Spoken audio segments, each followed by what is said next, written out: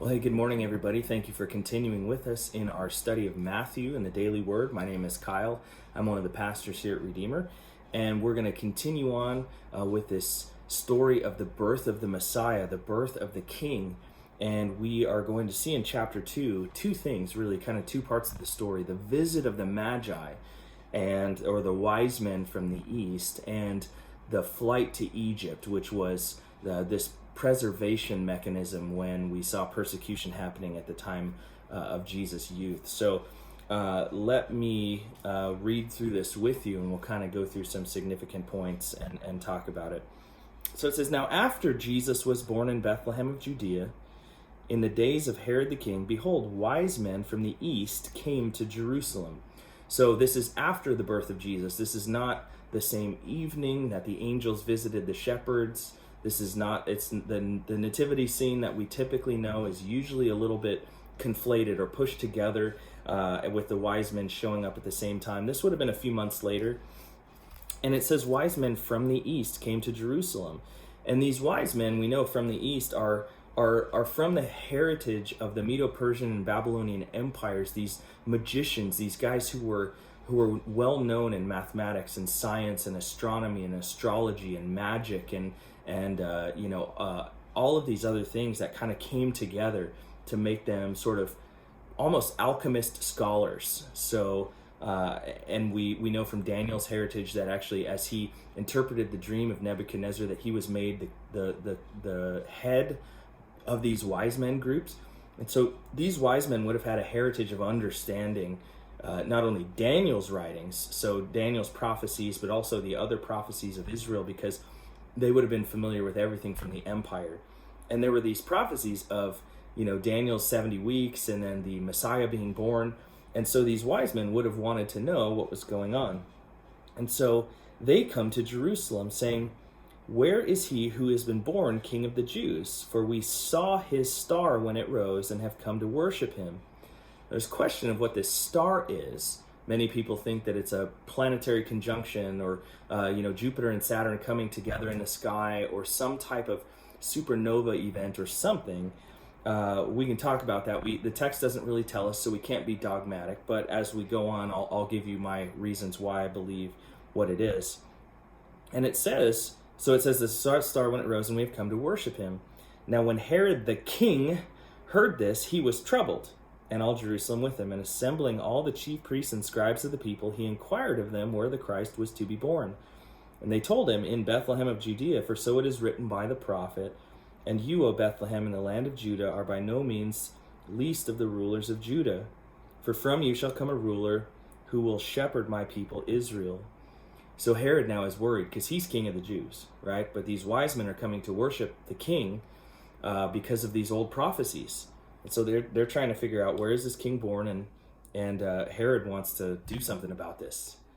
He is kind of a puppet king of the Roman Empire. He's not Jewish. He's Idumean, which is from kind of the southeast of Israel, the former land of Edom, which if you go back and study the book of Obadiah, God pronounced curses on Edom because they did not come to Israel's aid. In fact, they laughed when Israel was being destroyed. And this all goes all the way back to Jacob and Esau. And so the descendants of Esau are Edomites and now Idumeans. And so now we have this kind of usurper Idumean who politically, through political gains, worked his way in to be the king of the Jews, at least the puppet king here. So he's told the real king is coming, and he's not happy. So then Herod summoned the wise men. Now, we always picture this as three wise men because they brought three gifts, but most likely there was an entourage of 10 to 20 of these guys, and they would have been learned in all of these areas. And they say he wanted to ascertain from them what time the star had appeared. And he sent them to Bethlehem, saying, "Go and search diligently for the child, and when you have found him, bring me word that I too may come and worship him." This is a false piety. This is a false sense of like, hey, come, I want to come with you and worship him. And what he's really got is a sword behind his back. So after listening to the king, they went on their way, and behold, the star that they had seen when it rose, now listen to this, went before them until it came to rest over the place where the child was.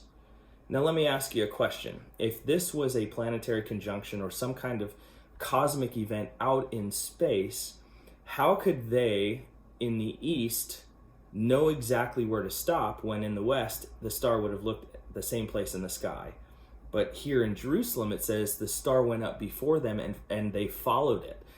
So this seems to be some sort of localized supernatural event, and what I would call probably a manifestation of the Shekinah glory of God actually leading them, very much like the cloud of pillar and smoke and fire in the wilderness led the Israelites as a visible sign of God's presence, that this localized Shekinah glory star actually went through the localized sky and came down and set itself right where the Messiah Christ was born and was laying there as a child.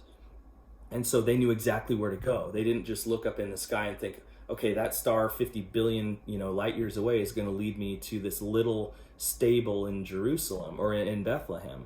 They would have known exactly where to go because the star went and right over the place where the child was. So when they saw the star, they rejoiced exceedingly with great joy. And going into the house, they saw the child with Mary, his mother, and they fell down and worshipped him. Now these guys would have been obviously clearly descendants of Daniel's little family of Magi who were faithful. They were coming to look for the Lord. They weren't coming to just study and scholarly, and they were actually coming to worship. So it says, and they fell down and worshipped him. Then opening their treasures, they offered him gifts of gold and frankincense and myrrh. And these would have been royalty gifts. These were gifts that you would lay at the feet of a king. Gold and these expensive spices and exotic things from other places. And being warned in a dream not to return to Herod, they departed to their own country another way. So again, with this heritage of being connected to Daniel, and also, with this idea that Herod had really usurped the throne and it helped the Roman Empire pacify the entire region. He was their king, at least politically, but they said, no, we're coming to worship the true king.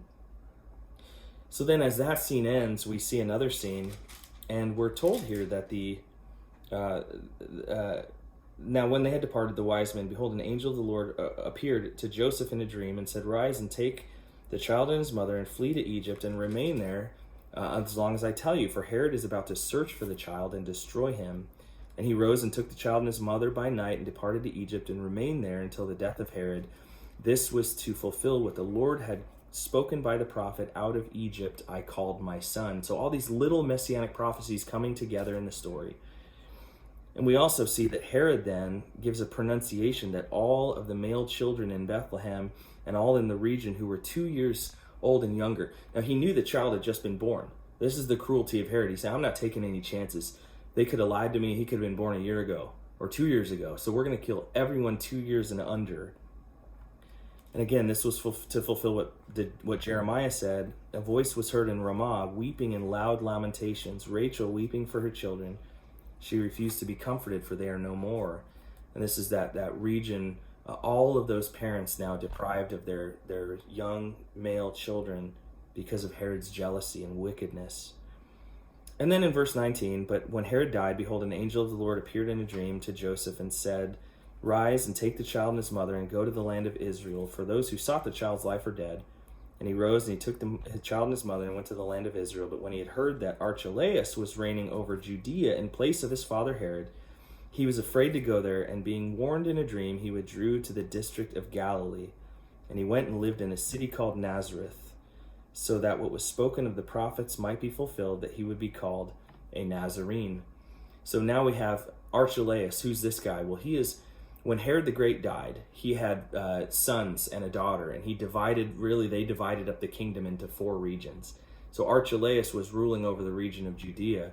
So they kind of went around. They're like, we don't want anything to do with this guy. He was a bit rough. So we're going to go up and settle in Galilee, back kind of where our families are from, and we're going to settle in Nazareth, which tiny little village. It's almost like hiding out in plain sight. Nobody would have looked there. Insignificant place, but that is where God had decided that Jesus would spend his youth and grow up there. So that, again, out of obscurity, not out of popularity, not out of the most famous place, the biggest place, the the most fancy upbringing. He's just a humble little guy in Nazareth. And again, you see all these great little prophecies coming together in the life of Jesus. So that's chapter 2. It's fun, kind of stories that we're familiar with the Magi visiting and the flight to Egypt and Herod executing all those children, and then God overseeing this little family safely in Egypt and then bringing them back to Nazareth. So join us again tomorrow, and we'll talk about John the Baptist now coming as the precursor to the Messiah, paving the way for his ministry. So I hope you enjoyed that. We'll see you tomorrow.